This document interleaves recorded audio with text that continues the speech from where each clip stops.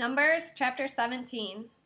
Adonai said to Moshe, "Tell Eleazar the son of Aaron the Kohen to remove the fire pans from the fire, and scatter the smoldering coals at a distance, because they have become holy. Also the fire pans of these men, whose sin cost them their lives, have become holy, because they were offered before Adonai. Therefore have them hammered into plates to cover the altar. This will be a sign for the people of Israel." Eleazar the Kohen took the brass fire pans which the men had been burned to death had offered, and they hammered them into a covering for the altar, to remind the people of Israel that an ordinary person, not descended from Aaron, is not to approach and burn incense before Adonai if he wants to avoid the fate of Korach and his group, as Adonai had said to him through Moshe. But the very next day the whole community of the people of Israel complained against Moshe and Aaron, "You have killed Adonai's people." However, as the community was assembling against Moshe and Aaron, they looked in the direction of the tent of meeting, and saw the cloud cover it, and the glory of Adonai appear. Moshe and Aaron came to the front of the tent of meeting. Adonai said to Moshe, "Get away from this assembly, and I will destroy them at once." But they fell on their faces. Moshe said to Aaron, "Take your fire pan, put fire from the altar in it, light incense on it, and hurry with it to the assembly to make atonement for them, because anger has gone out from Adonai, and the plague has already begun." Aaron took it as Moshe had said, and ran into the middle of the assembly.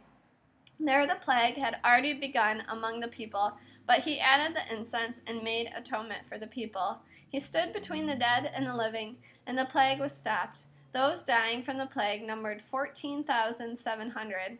Besides those who died in the Korach incident. Aaron returned to Moshe at the entrance to the tent of meeting, and the plague was stopped. Adonai said to Moshe, "Speak to the people of Israel, and take from them staffs, one for each ancestral tribe, from each leader of a tribe. 12 staffs. Write each man's name on his staff, and write Aaron's name on the staff of Levi, for each tribe's leader is to have one staff.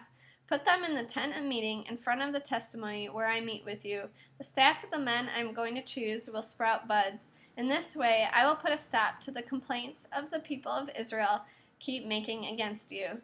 Moshe spoke to the people of Israel, and all their leaders gave him staffs, one for each leader, according to their ancestral tribes, 12 staffs. Aaron's staff was among their staffs. Moshe put the staffs among Adonai in the tent of the testimony. The next day Moshe went into the tent of the testimony, and there he saw that Aaron's staff for the house of Levi had budded.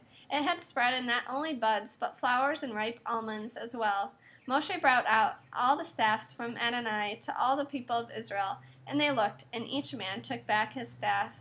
Adonai said to Moshe, "Return Aaron's staff to its place in front of the testimony. It is to be kept there as a sign to the rebels, so that they will stop grumbling against me and thus not die." Moshe did this. He did as Adonai had ordered him.